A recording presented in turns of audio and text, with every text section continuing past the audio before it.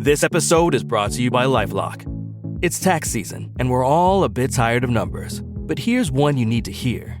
$16.5 billion. That's how much the IRS flagged for possible identity fraud last year. Now here's a good number. 100 million. That's how many data points LifeLock monitors every second. If your identity is stolen, they'll fix it. Guaranteed. Save up to 40% your first year at LifeLock.com/podcast. Terms apply. Hello, my name's Simon Brew. I'm the editor of Film Stories magazine, and a very warm welcome to the Film Stories podcast. Come with me.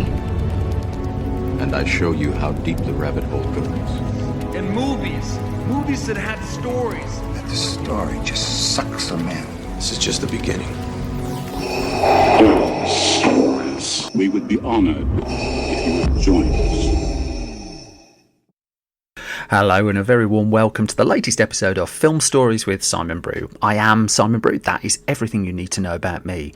The podcast, well, as the title suggests, we're here to talk of the stories of films. So what I tend to dig into are production stories, development stories, release stories, distribution stories, just any little nerdy stories in and around movies.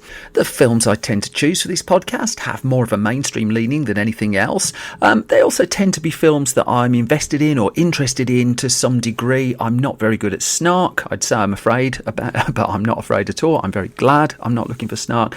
And that's about it, really. I think we can crack on. So without further ado, what I'm going to do is I'm going to play you a clip from the first of the two films in this week's episode, and I really like them both. We're going back to relatively recently. We're going back to 2012. Here's a clip, and I'll pick the story of this particular movie up the other side of this.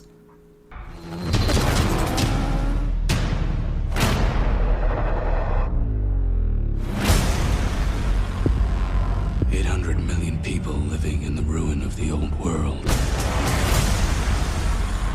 Only one thing fighting for order in the chaos. The men and women of the Hall of Justice. Peachtree's is the manufacturing base for all the slow-mo in Mega City 1. You know how often we get a judge up in Peachtree's? Well, you got one now. She has control. And that is, of course, a clip from the trailer from 2012's much-loved Dredd, the second movie based on the 2000 AD character Judge Dredd. The first I've actually covered in a previous episode of Film Stories. It was released in 1995, directed by Danny Cannon, starred Sylvester Stallone, and there's a back episode there if you want to dig into it. But really, it was the reaction in part to 1995's Judge Dredd that kind of informed the choices that were made in 2012's Dredd. Just getting ahead of myself a little, so let me just give you the basics. This one was directed by Pete Travis, although I'm coming back to that. Written by Alex Garland, based on the characters, of course, by John Wagner and Carlos Ezquerra. And the cast was led by Carl Urban in the title role, with Olivia Thirlby and Lena Headey as his co-stars. So let's go back to that 1995 film. It was a very Hollywood take on a very British comic book character. And whilst a lot of contention was in the fact that Sylvester Stallone took the title role and then took the helmet off the title character, which is an utter no-no, there were an assortment of other problems with the movies. As I discussed in the previous episode where I talked about Judge Dredd, I think there's a lot of things it actually did better than it's given credit for, but there was no chance there was going to be a follow-up to it. It cost a fair amount of money. It brought home about $110-115 million of box office worldwide and wasn't the Sylvester Stallone-powered blockbuster hit that was hoped for. As such, Judge Dredd 2 was off the cards, and so we fast forward just over a decade, and Judge Dredd really coming back home to the UK, in particular to Alex Garland, who was penning the screenplay. He'd written the screenplay for 28 Days Later by this point, and he had written the script for Danny Boyle's sci-fi movie Sunshine, which I'm sure I'll come to in a future episode of Film Stories. And it was while Sunshine was in post-production, so this is about 2006, when he first got to work on a Dredd screenplay. Now, he'd pitched Alex Garland is a full-on brilliant nerd, a huge fan of the Judge Dredd character in the 2000 AD comic, and he suggested to friends of his, Andrew McDonald and Alan Reach, who had the power really to get films moving, that Dredd was the kind of project that they might be interested in, when he learned that the pair were looking to kind of upscale the movies in terms of budget and in terms of real blockbuster appeal that they were making. So Garland got to work on his screenplay. Now, his original plan, his original approach, was what he wanted to do was dig into the story of the Dark Judges from the 2000 AD comic strips, in particular Judge Death, who's one of Judge Dredd's most infamous foes. But this was going to be a far bigger production, really, than they could realistically afford. That whilst the first Judge Dredd movie was a big Hollywood production, this one was going to be more of an independent film. And so Garland, on further reflection, decided just to pare back his story. And he explored various other options and dug into assorted stories from the comic strips that he could establish. But he decided to pare it down to, he wanted to do a bit of a day in the life of Judge Dredd, to introduce the character and put him through the motions of what is 24 hours of Judge Dredd's shift. He was also very conscious from the start to be far more loyal to the comic strip and the character than the previous movie had been. So the helmet coming off, for instance, was a flat out no-no. But also he was very clear that the character of Judge Dredd evolves very slowly. I mean, notably in the 2000 AD comic strips, there is a realistic passage of time. So one story picked up something like 20-30 years after a previous comic strip, and 20-30 years had passed, and the character of Dredd, as he always has evolved very, very slowly. So Garland appreciated that wasn't necessarily going to work for a film, and that's why he decided to bring in the character of Judge Anderson, who'd be played by Olivia Thirlby in the film, just because she then, the character of Anderson, could take on the traditional narrative arc, really, that she's the character who evolves before our eyes in the story. Now, it only really became known at the end of 2008 that Garland had been working on a Judge Dredd script for such a period of time, and that's really when the project first came to any kind of public, well, the first time we got public knowledge that it was going to happen, that this was going to be a very different approach, a very different production to the earlier film. So let me just dig into just what the independent approach to this one was, because I think that's quite important. That if we go back to that 1995 movie that cost $90 million to make, it made a very, very slim profit, nowhere near what they were expecting. So this time, the film, the rights were picked up by DNA Films from Rebellion, who are the owners of the character in the comic book these days, and they put together a conglomerate of companies, really, crucially including IM Global, and IM Global was responsible really for selling the film worldwide. That because this wasn't going to be developed within the studio system, because it didn't have the development budget of a studio, although rumours at one point where someone like Fox could have been interested in picking it up, that this was a movie that would be raising its budget, that would be raising its funds through pre-sales and such like. So it was a very guerrilla approach, really, to putting the film together. Not an uncommon one in independent cinema, but nonetheless, you know, this was the path they chose to take without that big studio involvement. Now, by the time it came to selling that package of rights, they'd already got a director in place. So we got to the point where Garland's script was in a position to move forward. That development had been announced at the end of 2008, but it wasn't really until 2010 that we got some public detail on what was happening. And it's then that we learnt in an interview with Man-Made Movies that Duncan Jones had been offered the chance to direct. And Duncan Jones, of course, had brought Moon to the screen. At this point, he was working on Source Code. And Duncan Jones, a huge 2000 AD fan, he's now working on a Rogue Trooper movie.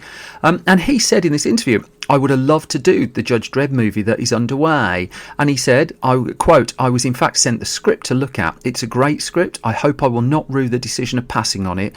Thing was, I had such a strong idea of what I wanted to do with the Dredd movie, I could not bring myself to take it on and not do it my way. Entirely fair enough. And the Jones has reiterated the fact that it was no slight on Garland's screenplay at all, that he was a huge fan of the script. He just wanted to take the project his own way.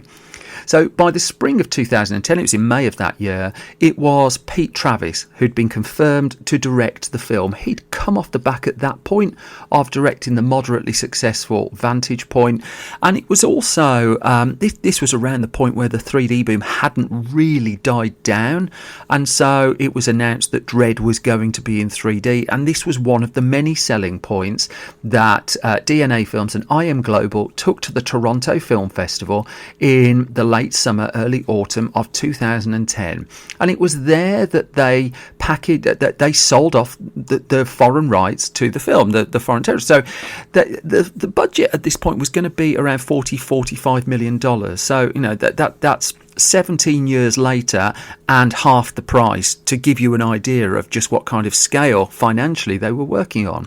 And they got 30 million in foreign sale commitments against that budget at the Toronto Film Festival. They'd get a bit more later in the year. Lionsgate wouldn't pick up the US distribution rights until I think it was around November of that year. But by the end of September, they had 30 million of the 45 million sold against the film. One of the biggest companies to chip in was Entertainment Film Distributors in the UK. They put 7 million into the pot. They really paid good money for the rights to the UK distribution of Judge Dredd. It was assumed that a US distributor would follow fairly quickly, and that's what paid out when Lionsgate indeed signed up. In terms of who would play Judge Dredd, the casting process was quite secretive. It's become known that Michael Biehn was one of the candidates who was in the running, but it was actually a Comic-Con appearance about a month before he was announced officially that Carl Urban let slip he was in talks to play Judge Dredd. The confirmation that he'd landed the role followed shortly afterwards, and then further details were coming together. So to keep the budget modest, to keep it under $50 million to make, the decision was made to shoot the movie in Cape Town in South Africa. This lent the production a series of benefits. Not least, it's an interesting location to shoot in, and there were facilities there that they were able to access at a lower price than it would have cost them in the UK. Also, the production was recipients of generous tax breaks and rebates from the South African government that was looking to attract film productions to the area.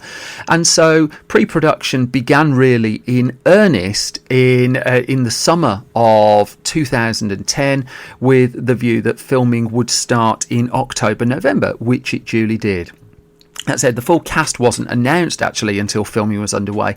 Not least the casting of Lena Headey in the role of antagonist Mama. I think the announcement of her casting actually didn't come until early 2011, although I assume she was working on the movie before that. She was having to fit in filming on Dredd between her commitments to seasons of Game of Thrones.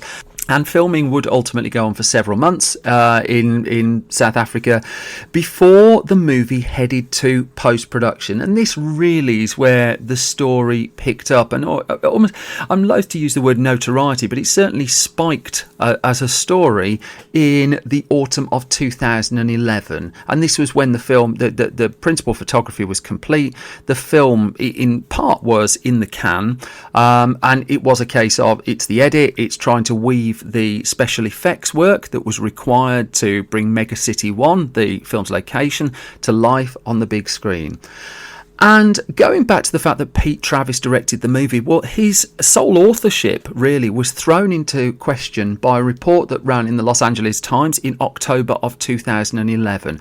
Now, there was a lot, it should be said, fans were on side this Dredd film. I think when you're a fan of a comic book and you see that your comic strip, a comic strip that you love, adapted not very well, when you see someone going with all intent and good intent, first of all, you thirst as much knowledge as you can get about it. I think that's fairly natural. But also, there's an inclination to lend support and to be positive, which kind of goes against the internet ethos of the modern day, perhaps. But I do still see a lot of goodwill and goodness in fandom.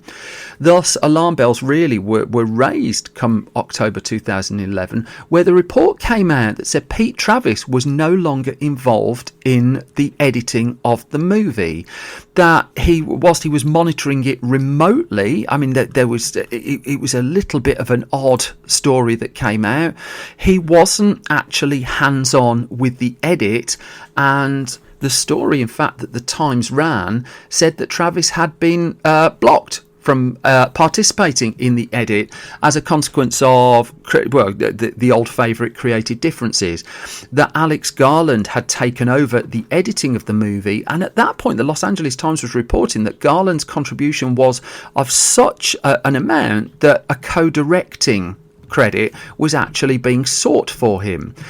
Now, again, the story said that Travis was monitoring how the film was doing, and it got even more bizarre because in the aftermath of the Los Angeles Times story, 3 days later, a joint statement was released. And if the intention here was to douse the flames, let's just charitably say it didn't work. This is the text of that statement. It said, quote, "During all stages of the filmmaking, Dredd has been a collaboration between a number of dedicated creative parties. From the outset, we decided on an unorthodox collaboration to make the film." Oh, well, there's an alarm bell. This situation, it doesn't necessarily have to be an alarm bell, but in the context of that statement, that's an alarm bell. So, quote, "This situation has been misinterpreted. To set the record straight, Pete was not fired and remains a central part of the collaboration, and Alex is not seeking a co-director credit. We are all extremely proud of the film we've made and respectfully suggest that it is judged on viewing when it's released next year." I don't think anyone could argue with the last point. But more detail, as is often the case, came out several years later as to just really what had gone on. Now, I interviewed Pete Travis in a previous job for a good little film he made in 2016 called City of Tiny Lights. And we had a good half hour, 40-minute chat. And he was really interesting. He was very kind and patient with my questions. But when it came to Judge Dredd, he was just politely deflecting questions. And it was notable that on the press tour for Judge Dredd, its director was nowhere to be seen. There was not a single interview on that press tour in press junkets with Pete Travis. And Carl Urban, talking to the website Joe Blow in 2018, would really put his spin, give his opinion on why that was. And he said, quote, "A huge part of the success of Dredd is in fact due to Alex Garland, and what a lot of people don't realise is that Alex Garland actually directed that movie." He added, quote, "I just hope when people think of Alex Garland's filmography that Dredd is the first film that he made before Ex Machina. You think about it in those terms, it goes Dredd, Ex Machina, Annihilation. And Ex Machina, the Oscar-winning Ex Machina, and Annihilation, which I think is a terrific film, were the films he subsequently directed."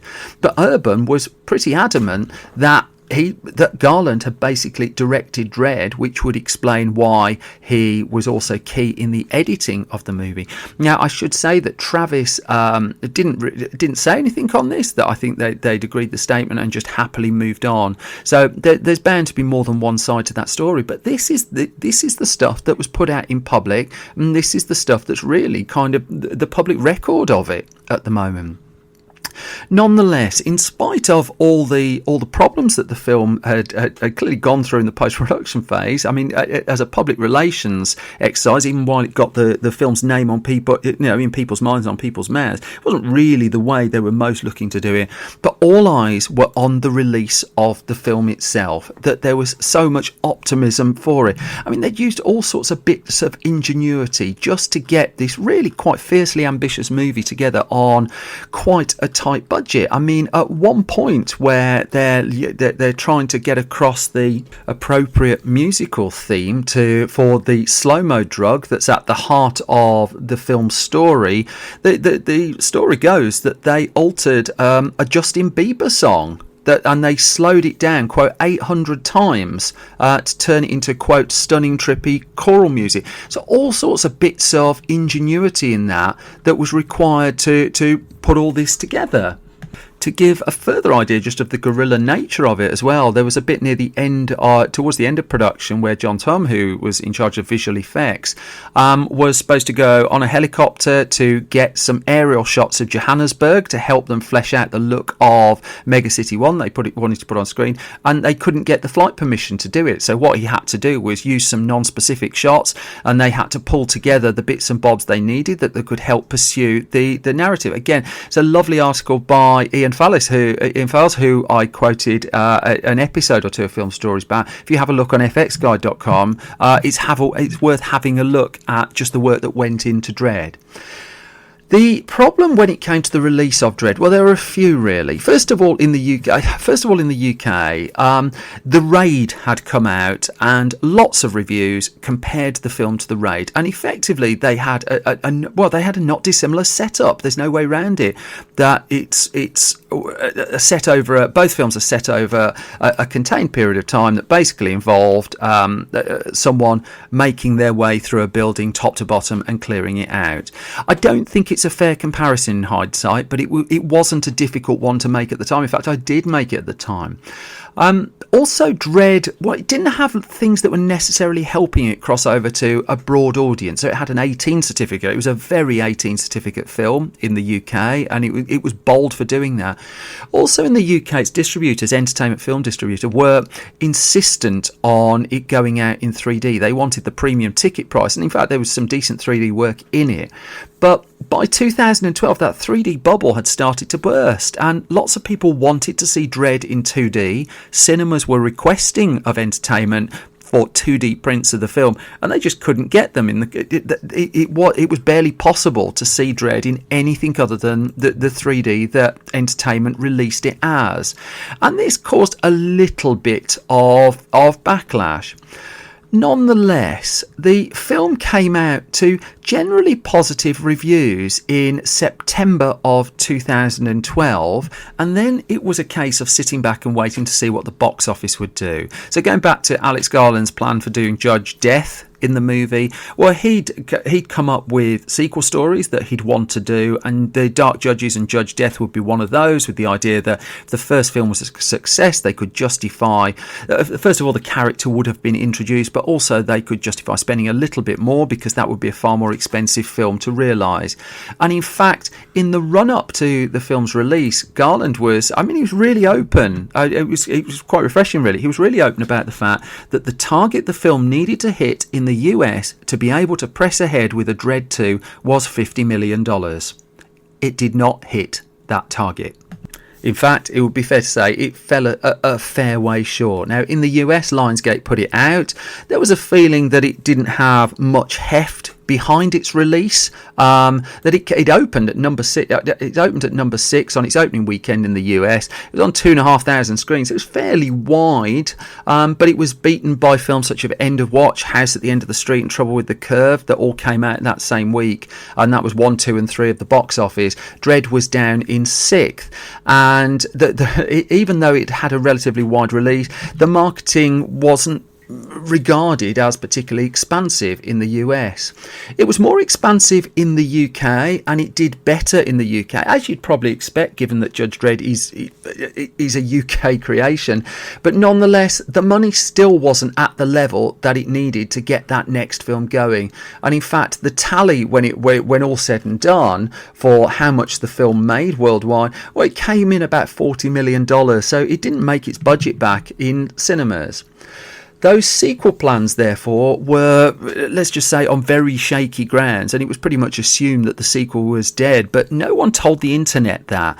Now, I was working for an entertainment website at the time, and we were one of many who was pushing for extensive home release support of Dredd, and there were some wonderful fan campaigns for the Dredd sequel that sprung up, really positive campaigns as well, and they did have some impact. That the DVD and Blu-ray was quite a healthy seller in the end, that the film was in the Amazon charts for far longer than you would expect, and apparently made about $20 million off its home format's release, and it was still still not enough to get it over the line, but clearly someone noticed just how much fan affection there was for the film. And I will say, I wasn't blown away by the film when it first came out, but when I rewatch it, it really does stand up and it really does get better for me. I'm quite a fan of this Dredd movie.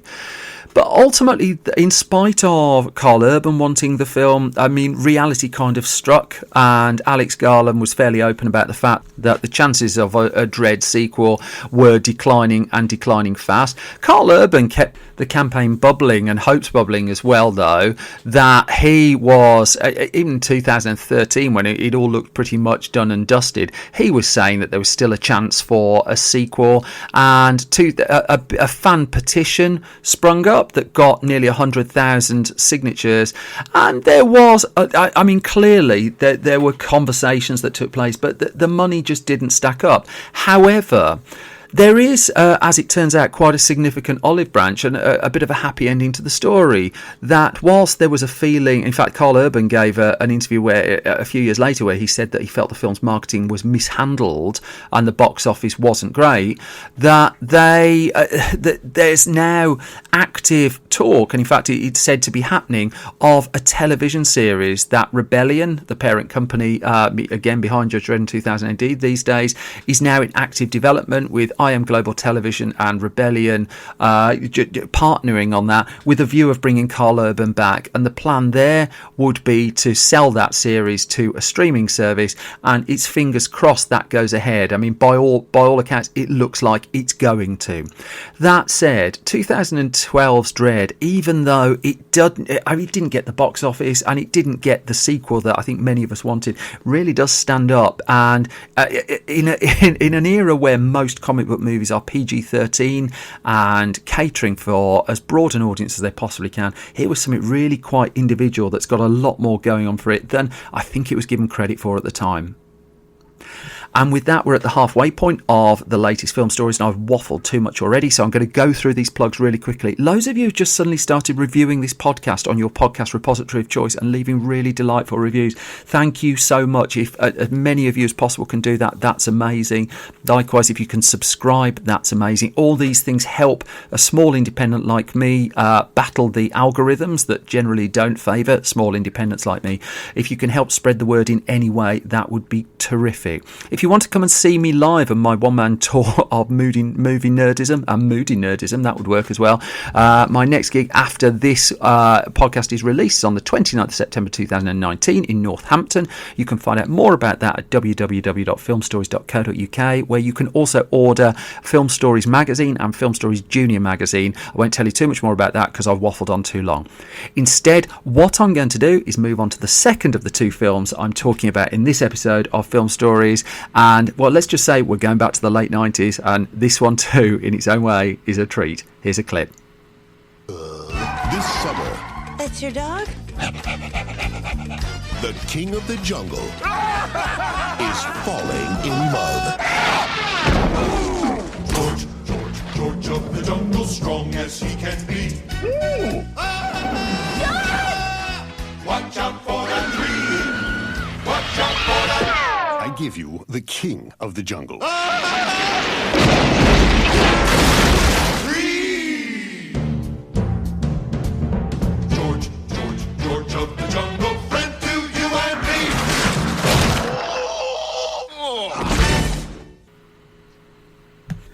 That then is a clip from 1997's George of the Jungle, directed by Sam Wiseman. Script for this one credited to Dana Olsen and Audrey Wells.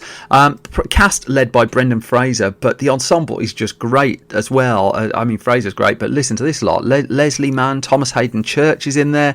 You get Richard Roundtree for your money. You get a bit of John Cleese. It's a really smart ensemble cast for a Disney live-action comedy movie. I'm not saying that other Disney live-action comedy movies don't have good ensemble casts. I just really like George of the Jungle.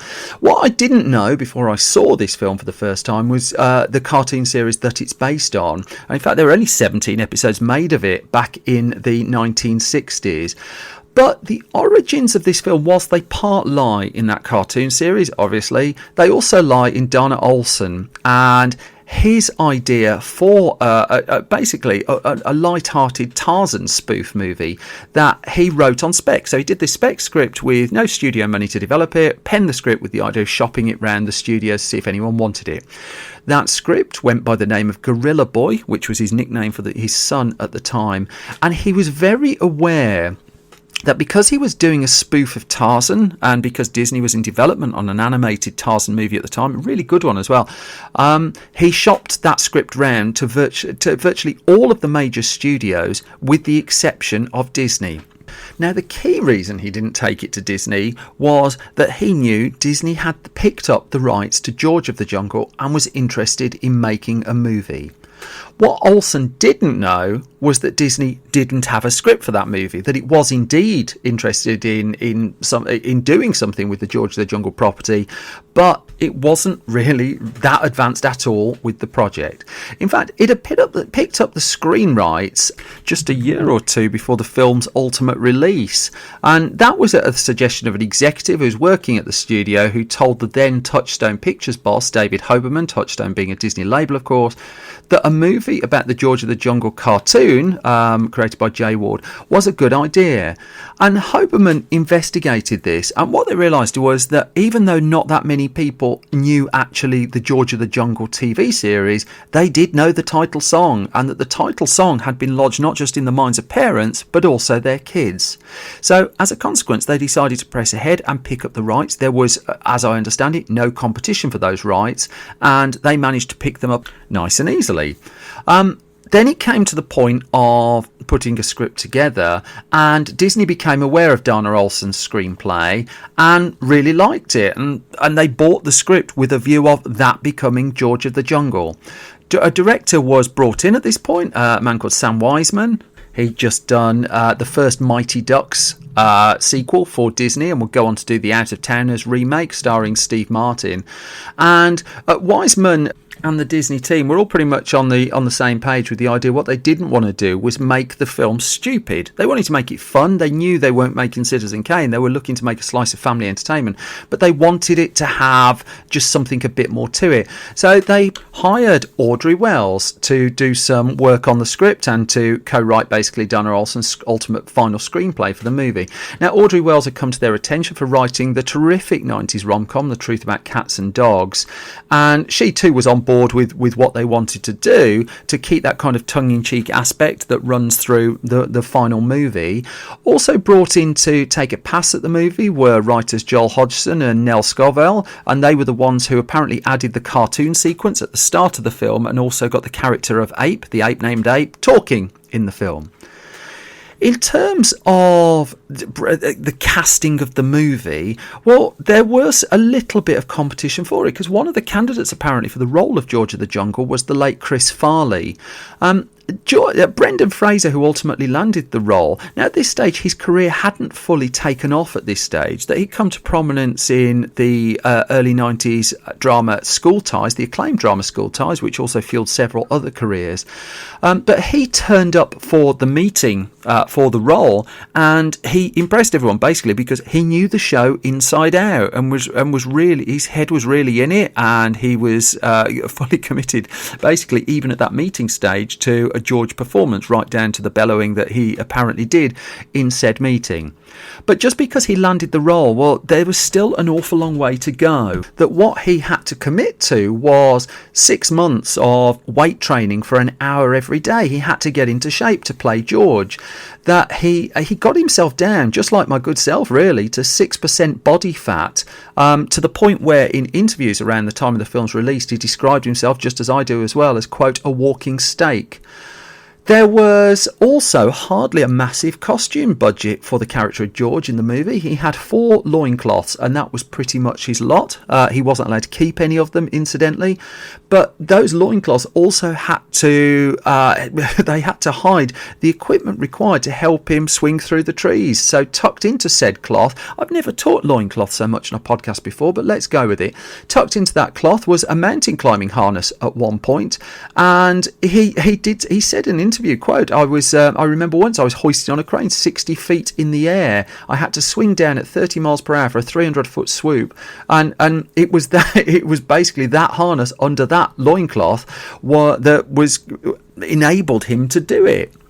Now, Fraser, it should be noted, was he would subsequently do quite a lot of physical movies, and it would be remiss not to mention this when we're talking George of the Jungle, because he did pay a price for it.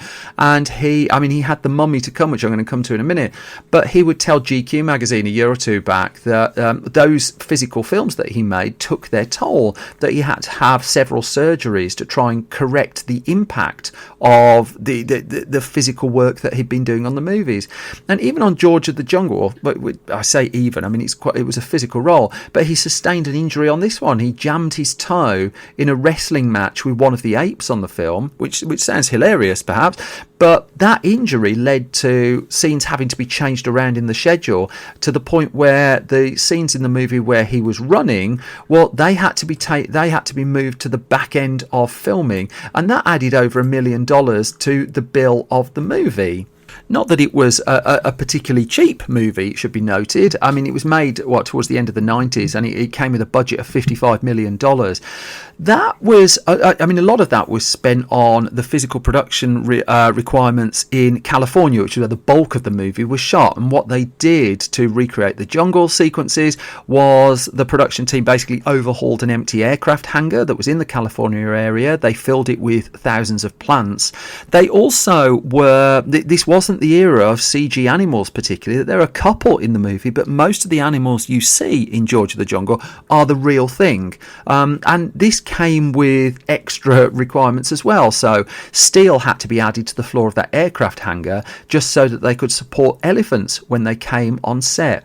There's also loads of little details that they had to bring in with some of their construction work. So there are prop trees in the movie that have Brendan Fraser's body imprint in them. The running gag, and I laugh at it every time, of George of the Jungle is him swinging through the trees, watch out for that tree, hits the tree, does a pratfall, hilarious. I remember one or two reviews at the time criticising the movie for saying it's just got one joke that it loves and it tells it over and over and over again, and I was just like, well, yeah, that's the thing I really like about it. The production went on for, it took a bit of time to get this one in the can. That filming started in September 1996 and it would run through till the end of January 1997.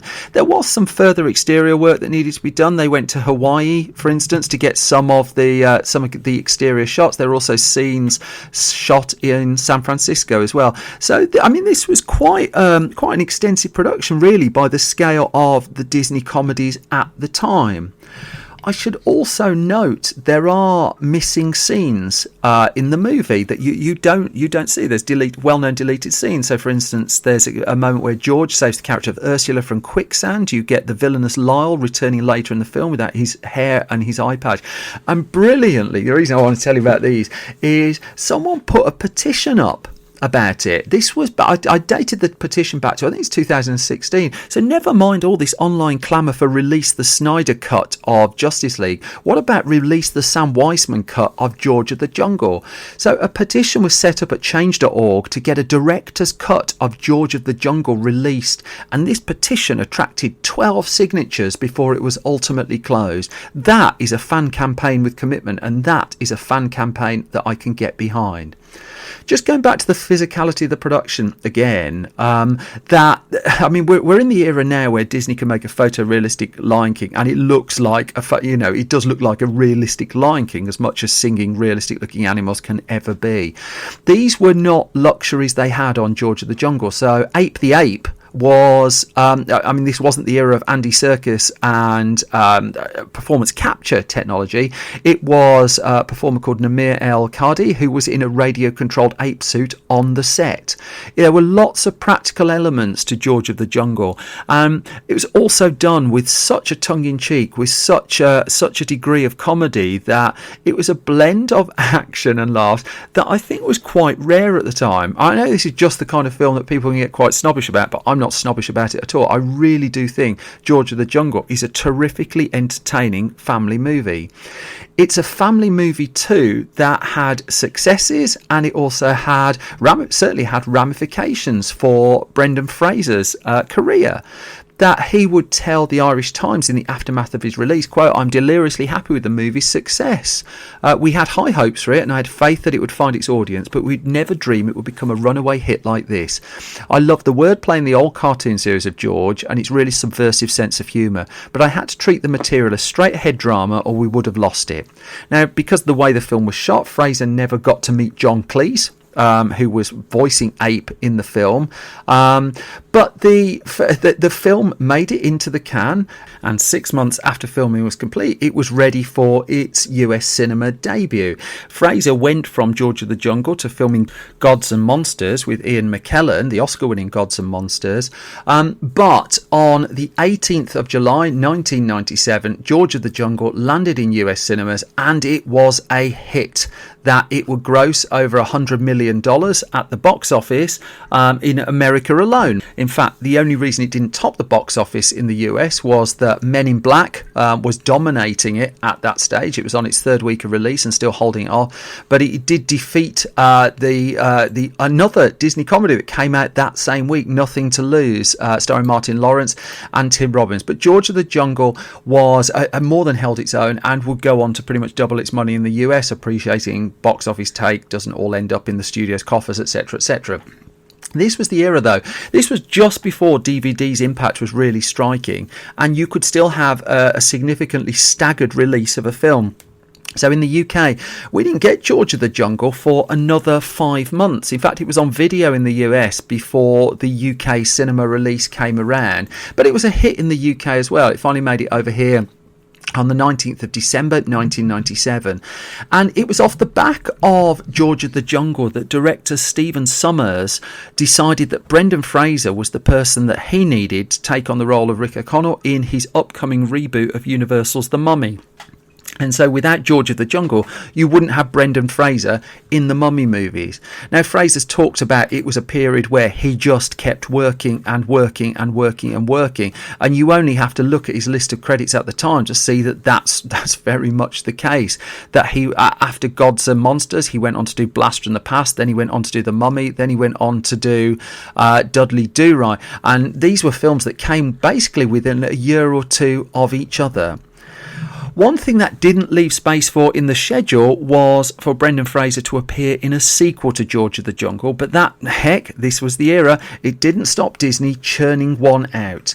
That a George of the Jungle 2 was indeed put together and released, but it was this was the point where lots of films were being made as straight to DVD sequels, and that was the fate, sadly, that befell George of the Jungle 2. That this was a low budget film. It was given to a director called David Grossman, who'd been making his name really with the TV show Desperate Housewives, and he directed episodes of Buffy and Angel and Ally McBeal. But George of the Jungle 2 was given to him based on a screenplay by Jordan Moffat. The only two people who would return were Thomas Hayden Church and John Cleese.